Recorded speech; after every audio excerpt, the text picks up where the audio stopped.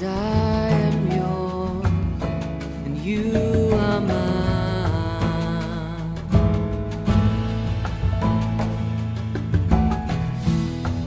'Cause I am yours, you are mine. You are mine.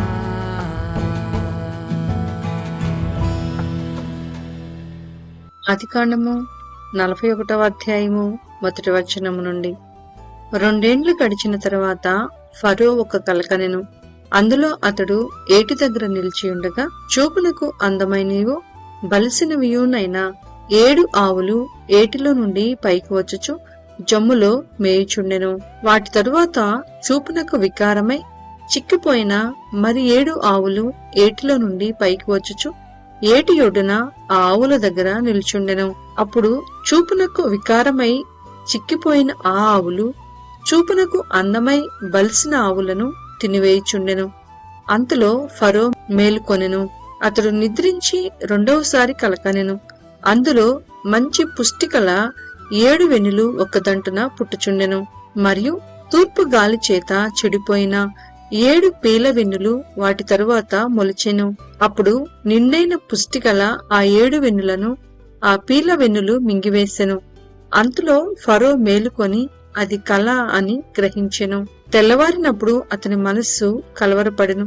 కనుక అతడు ఐగుప్తు శకునగాండ్రులందరినీ అక్కడి విద్వాంసులందరినీ పిలువనంపి ఫరో తన కలలను వివరించి వారితో చెప్పెను.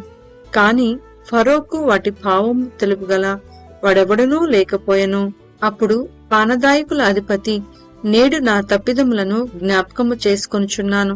ఫరో తన దాసుల మీద కోపగించి నన్నును భక్ష్యకారుల అధిపతిని మా ఉభయులను రాజ్య సంరక్షక సేనాధిపతి ఇంట కావలిలో ఉంచెను. ఒక రాత్రి నేను అతడు మేమిద్దరము కలలు కంటిమి. ఒక్కొక్కడు వేరువేరు భావములు గల కలలు చెరియొకటి కంటిమి. అక్కడ రాజ్య సంరక్షక సేనాధిపతికి దాసుడయుండిన ఒక హెబ్రీ పడుచువాడు మాతో కూడా ఉండెను. అతనితో మా కలలను మేము వివరించి చెప్పినప్పుడు అతడు వాటి భావమును మాకు తెలిపెను. ఒక్కొక్కని కల చొప్పున దాని భావమును తెలిపెను.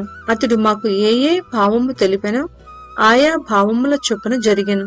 నా ఉద్యోగము నాకు మరలా ఇప్పించి భక్ష్యకారుని వ్రేలాడదయించినని ఫరోతో చెప్పగా ఫరో యోసేపును పిలువనంపెను. కాబట్టి చెరసాలలో నుండి అతని త్వరగా రప్పించిరి. అతడు క్షౌరము చేయించుకొని మంచి బట్టలు కట్టుకొని ఫరో యొద్దకు వచ్చెను. ఫరో యోసేపుతో, నేనొక కలకంటిని, దాని భావమును తెలుపుగలవారెవరనూ లేరు. నీవు కలను విన్న ఎడల దాని భావమును తెలుపగలవని నిన్ను గూర్చి వింటినని అతనితో చెప్పినందుకు యోసేపు, నా వలన కాదు, దేవుడే ఫరోకు క్షేమకరమైన ఉత్తరమిచ్చునని ఫరోతో చెప్పెను. అందుకు ఫరో, నా కలలో నేను ఏటి ఒడ్డున నిల్చుంటిని. బలిసినవియు చూపున కందమైనవియునైనా 7 ఆవులు ఏటిలో నుండి పైకి వచ్చి జమ్ములో మేయిచుండెను. మరియు నీరసమై బహువికార రూపము కలిగి చిక్కిపోయిన మరి 7 ఆవులు వాటి తరువాత పైకి వచ్చెను. వీటి అంత వికారమైనవి ఐగుప్తు దేశమందు ఎక్కడనూ నాకు కనపడలేదు. చిక్కిపోయి వికారముగానున్న ఆవులు బలిసిన మొదటి 7 ఆవులను తినివేసెను. అవి వాటి కడుపులో పడిన కాని అవి కడుపులో పడినట్టు కనపడలేదు. మొదట ఉండినట్టే అవి చూపునకు వికారముగా నుండెను. అంతలో నేను మేలుకొంటిని. మరియు నా కలలో నేను చూడగా పుష్టిగల 7 మంచి వెన్నులు ఒక తంటున పుట్టెను. మరియు తూర్పు గాలి చేత చెడిపోయి ఎండిన 7 పీల వెన్నులు వాటి తరువాత మొలిచెను. ఈ పీల వెన్నులు ఆ మంచి వెన్నులను మింగివేసెను. ఈ కలను జ్ఞానులకు తెలియచెప్పితిని కాని దాని భావమును తెలుపుగల వారెవరనూ లేరని అతనితో చెప్పెను. అందుకు యోసేపు, ఫరో కనిన కల ఒక్కటే, దేవుడు తాను చేయబోచున్నది ఫరోకు తెలియచేసెను. ఆ 7 మంచి ఆవులు 7 సంవత్సరములు, ఆ 7 మంచి వెన్నులను 7 సంవత్సరములు, కల ఒక్కటే. వాటి తరువాత చిక్కిపోయి వికారమై పైకి వచ్చిన 7 ఆవులను 7 సంవత్సరములు, తూర్పు గాలి చేత చెడిపోయిన 7 పీల వెన్నులు కరువు గల 7 సంవత్సరములు. నేను ఫరోతో చెప్పు మాట ఇదే. దేవుడు తాను చేయబోచున్నది ఫరోకు చూపించెను. ఇదిగో, ఐగుప్తు దేశమందంతటను బహు సమృద్ధిగా పంట పండు 7 సంవత్సరములు వచ్చుచున్నవి, మరియు కరువు గల 7 సంవత్సరములు వాటి తర్వాత వచ్చును. అప్పుడు ఐగుప్తు దేశమందు ఆ పంట సమృద్ధి యావత్తును మరువబడును. ఆ కరువు దేశమును పాడు చేయును. దాని తరువాత కలుగు కరువు చేత దేశమందు ఆ పంట సమృద్ధి తెలియబడకపోవును. ఆ కరువు మిక్కిలి భారముగా నుండును. ఈ కార్యము దేవుని వలన నిర్ణయింపబడి ఉన్నది. ఇది దేవుడు శీఘ్రంగా జరిగించును. అందుచేతనే ఆ కల ఫరోకు రెట్టింపబడెను. కాబట్టి ఫరో వివేక జ్ఞానము గల ఒక మనుషుణ్ణి చూచుకొని ఐగుప్తు దేశము మీద అతన్ని నియమింపవలెను. ఫరో అట్లు చేసి ఈ దేశము పైన అధిపతులను నియమించి సమృద్ధిగా పంట పండు 7 సంవత్సరములలో ఐగుప్తు దేశమందంటను 5వ భాగము తీసుకొనవలెను. రాబో ఈ మంచి సంవత్సరములలో దొరుకు ఆహారమంతయు సమకూర్చి ఆ ధాన్యము ఫరో చేతికి అప్పగించి ఆయా పట్టణములలో ఆహారమునకై భద్రము చేయవలెను. కరువు చేత ఈ దేశము నశించిపోకుండా ఆ ఆహారము ఐగుప్తు దేశంలో రాబోవు కరువు సంవత్సరములు 7 ఈ దేశమందు సంగ్రహంగా నుండునని ఫరోతో చెప్పెను. ఆ మాట ఫరో దృష్టికిని అతని సమస్త సేవకుల దృష్టికిని యుక్తమై ఉండెను.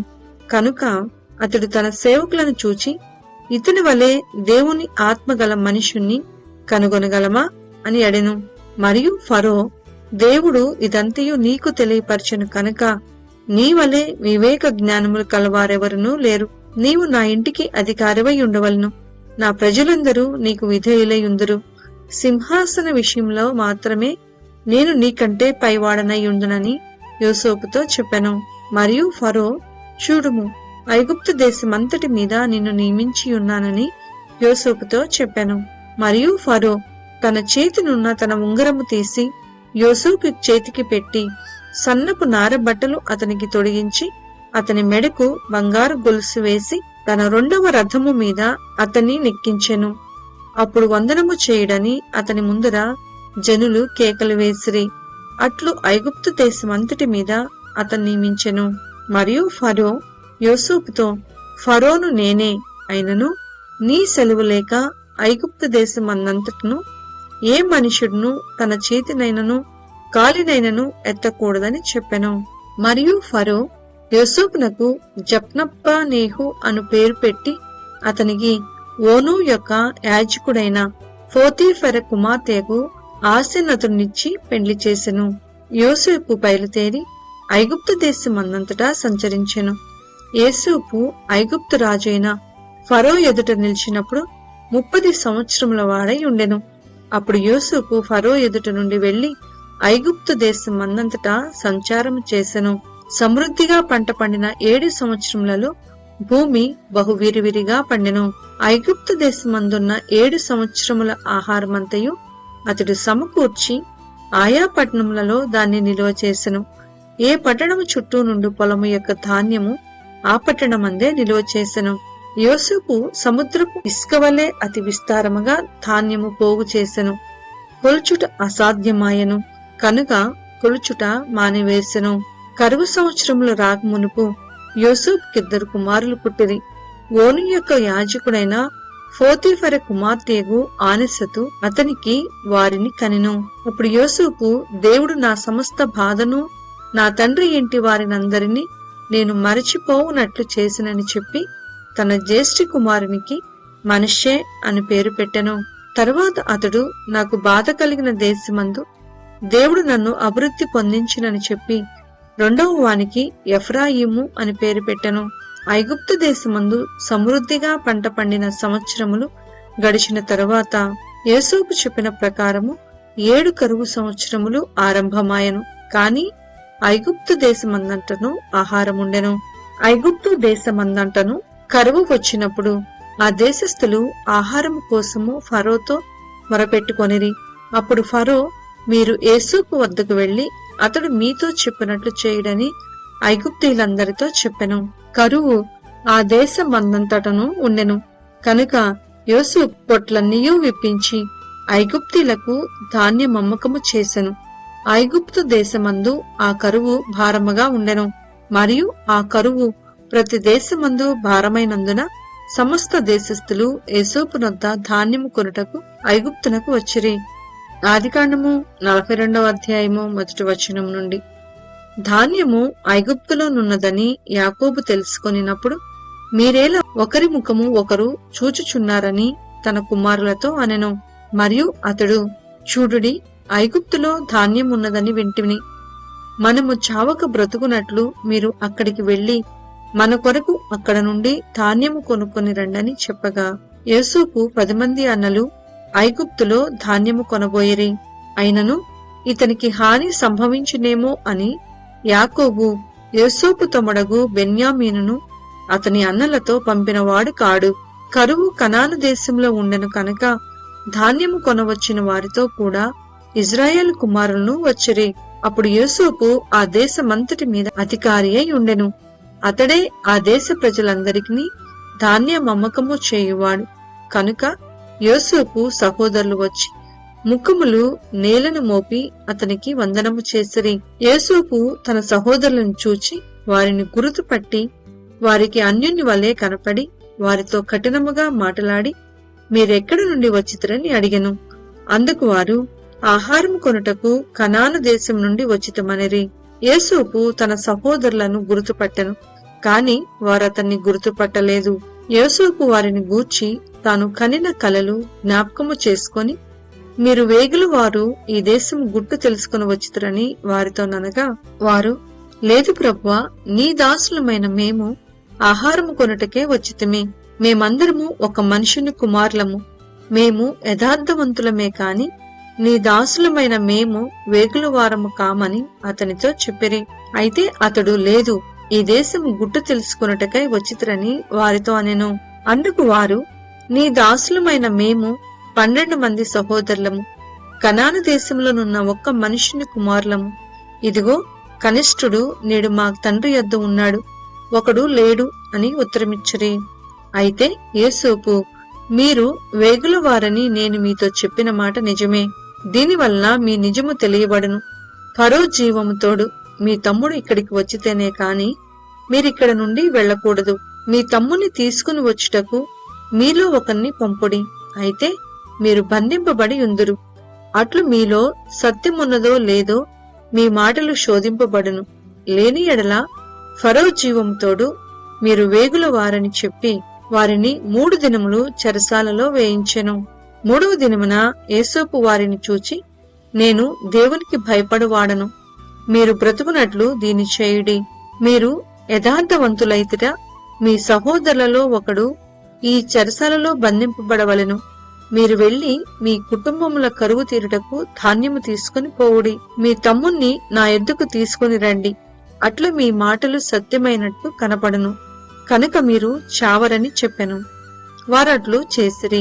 అప్పుడు వారు, నిశ్చయముగా మన సహోదరుని ఎళ్ళ మనము చేసిన అపరాధమునకు శిక్ష పొందుచున్నాము. అతడు మనలను బతిమాలుకొనినప్పుడు మనము అతని వేదన చూచియు వినకపోతిమి. అందువలన ఈ వేదన మనకు వచ్చినని ఒకనితో ఒకడు మాటలాడుకొనిరి.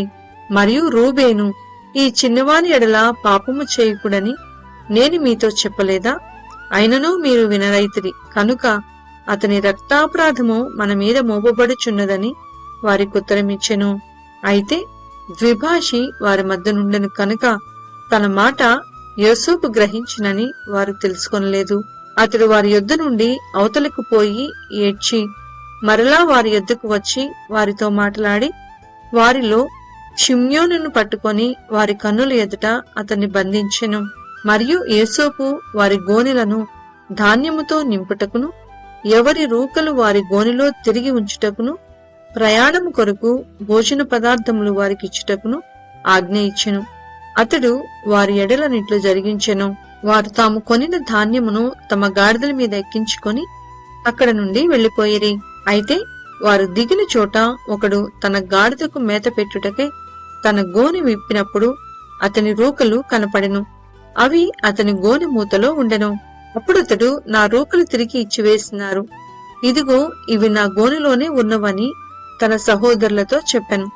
అంతట వారు గుండె చెదిరిపోయిన వారై జడిసి, ఇదేమిటి, దేవుడు మనకిట్లు చేసినని ఒకనితో ఒకరు చెప్పుకొనిరి. వారు కనాను దేశమందున్న తమ తండ్రి అయిన యాకోబు నొద్దకు వచ్చి తమకు సంభవించినది యావత్తును అతనికి తెలియచేసిరి. ఎట్లనగా, ఆ దేశమునకు ప్రభువైన వాడు మాతో కఠినముగా మాటలాడి మేము ఆ దేశమును వేగు చూడ వచ్చిన వారమని అనుకొనెను. అప్పుడు మేము యథార్థవంతులము, వేగుల వారము కాము, 12 మంది సహోదరులము, ఒక్క తండ్రి కుమారులము, ఒకడు లేడు, మా తమ్ముడు నేడు కనాను దేశమందు మా తండ్రి యొద్ద ఉన్నాడని అతనితో చెప్పితిమి. అందుకు ఆ దేశపు ప్రభు మమ్మను చూచి, మీరు యథార్థవంతులని దీనివలన నేను తెలుసుకొందును. మీ సహోదరులలో ఒకనిని నా యొద్ద విడిచిపెట్టి మీ కుటుంబములకు కరువు తీరునట్లు ధాన్యము తీసుకుని పోయి నా యుద్ధకు ఆ చిన్నవాణ్ణి తోడుకొని రండి. అప్పుడు మీరు యథార్థవంతులే కాని వేగులు వారు కారని నేను తెలుసుకొని మీ సహోదరుని మీకప్పగించెదను. అప్పుడు మీరు ఈ దేశమందు వ్యాపారము చేసుకొనవచ్చునని చెప్పిననిరే. వారు తమ గోనెలను కుమ్మరించినప్పుడు ఎవరి రూకల మూట వారి గోనెలో ఉండెను. వారును వారి తండ్రియు ఆ రూకల మూటలు చూచి భయపడిరి. అప్పుడు వారి తండ్రి అయిన యాకోబు వారిని చూచి, మీరు నన్ను పుత్రహీనునిగా చేయుచున్నారు. యోసేపు లేడు, షిమ్యోను లేడు, మీరు బెన్యామీనును కూడా తీసుకొని పోవుదురు. ఇవన్నీ నాకు ప్రతికూలముగా ఉన్నవని వారితో చెప్పెను. అందుకు రూబేను, నేనతన్ని నీ యొద్దకు తీసుకుని రాని ఎడల నా 2 కుమారులను నీవు చంపవచ్చును. అతన్ని నా చేతికి అప్పగించుము. అతన్ని మరలా నీ యొద్దకు తీసుకుని వచ్చి అప్పగించేదనని తన తండ్రితో చెప్పెను. అయితే అతడు, నా కుమారుని మీతో వెళ్ళనీయను. ఇతని అన్న చనిపోయెను, ఇతడు మాత్రమే మిగిలియున్నాడు. మీరు పోవు మార్గమున ఇతనికి హాని సంభవించిన ఎడల నెరసిన వెంట్రుకలు కల నన్ను మృతుల లోకములోనికి దుఃఖముతో దిగిపోవునట్లు చేయుదురని చెప్పెను.